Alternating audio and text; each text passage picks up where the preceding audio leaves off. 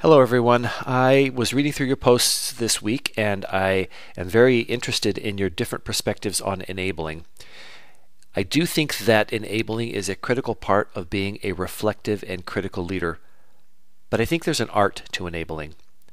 And so I went back and pulled out a presentation, actually part of a presentation, that talks about the Leadership Agility Framework. And by going through this Leadership Agility Framework, I hope that I can shed some light on how we might enable employees or followers and the ways that we would enable employees or followers depending on where they are at in their own development. There are ways to enable a person who is a new manager, and there are ways to enable a person who is a seasoned manager, and the two are not the same. And so I want to run through this, and hopefully this will help you kind of understand the varying levels of leadership in the Leadership Agility Framework. The first level in the Leadership Agility Framework is the expert. And this graph shows you kind of a little bit about how the expert works. So if you look on the left side, there's manager's influence, and on the right side, there's employee's influence.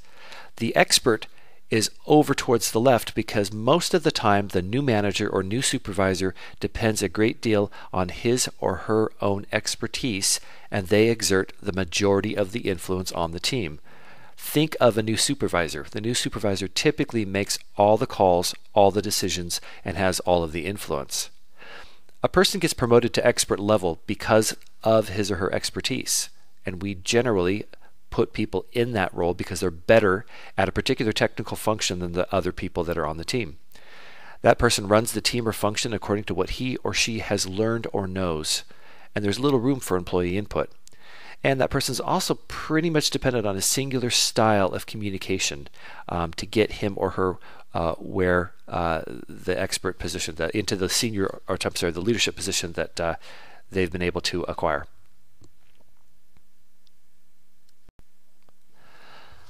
The next level in this continuum is the achiever. The achiever differs from the expert in the sense that the achiever is now able to get stuff done through other people. This is a natural progression from the expert level manager, especially when the expert level manager achieves that point when he can no longer get everything done himself. So he turns into the achiever. What does it take to become the achiever? Well, this is where enabling and empowerment start to take off. The achiever is now assessing the skills of his team members to learn what they can do so he can start depending on them to get more of the team's work done. It's not exactly the most enabling role, and we'll talk about that more when we talk about the other two roles, but it's just beginning that pathway. So if you look down at the bullets below, the leader accomplishes tasks through his or her people, starting to accomplish those tasks through them, incorporates feedback from the team members, but still ultimately makes the final decision. The focus is on using available resources to accomplish current objectives. So they're thinking kind of what's in my immediate realm that me and my team can use to accomplish what we need to get done. And while the achiever level manager generally still uses a singular communication style, he is beginning to learn how to explore other communication styles in building relationships with other managers and other team members. The next level along the continuum is what we call the catalyst level manager. And the catalyst level manager is a level that most managers actually don't achieve. The catalyst level manager or leader is one who is now really starting to bring his or her followers into the process of formulating decisions and running the team. So the catalyst manager is starting to learn to really let go and really enable staff in a way that allow them to grow and allow them to become more solid as team members and potentially take on leadership roles themselves. You'll see that the catalyst manager is now tipping over towards the employee's influence side. So the manager actually might even let go of most of the influence and just shepherd the team members through as they make the decisions and they come up with the direction for the team. So on the bullets below, the leader brings the followers or colleagues fully into the decision-making process by respecting their skills and expertise. The leader seeks and uses team feedback and is willing to change direction. The leader views the organization from a broader perspective, promotes teamwork, participation, and empowerment, and is now able to draw upon multiple communication styles that he has been able to develop in his interactions with other people.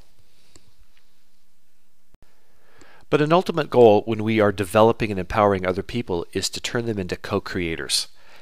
And so as we become managers and stronger leaders, we want to achieve that co-creator level manager status.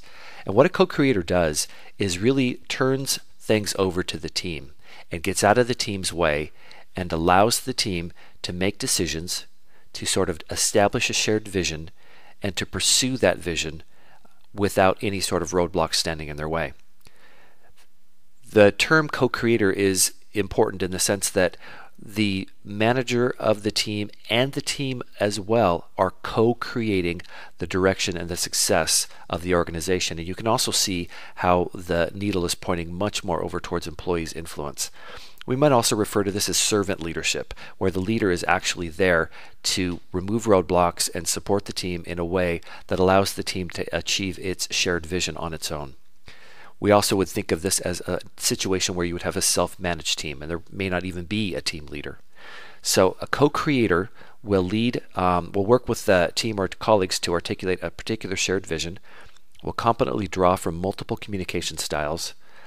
A co-creator's team is able to self-manage towards operational and strategic goals. The team can self-correct in real time to meet its objectives. Team members or colleagues know their place and role in the shared purpose, and you have a highly motivated team and highly motivated team members and individual contributors.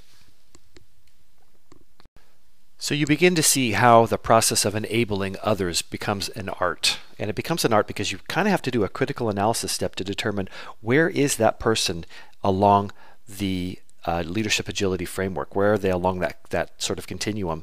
Are they just beginning as a manager? Or are they a fairly seasoned manager? And if they're a fairly seasoned manager, the kind of tasks that you might give them to enable them would be far different than something that you would give the expert level manager. So how do you enable people is going to depend on whether or not they're an expert leader, achiever leader, catalyst leader, or a co-creator leader. And the tasks that you give them to enable them are going to be vastly different. Also, think about how you can enable yourself at the same time. One of the biggest problems with enabling or empowering is that when we do it, we feel like we're giving away part of our responsibility, part of our authority. But we have to look at this in a different way, and we have to look at it in a way that allows us to see that when we give away things to our followers, we're freeing up time for ourselves so that we too can grow. We can make our steps along the leadership agility framework and continuum. And then the other one is, the other thought to think about is, if you have followers that are working with you, and they may be at the expert or maybe achiever level, how can you enable them? How can you give them enabling tasks and enabling responsibilities that will help in their development? How can you make them move from achiever to catalyst? How can you encourage them to move from achiever to catalyst? And there are varying ways that you can support that transition. So again, I just wanted to run through these. I think they're useful, I think they're helpful, and I think it gives you a different perspective on how to empower and enable people and what that will do for their careers.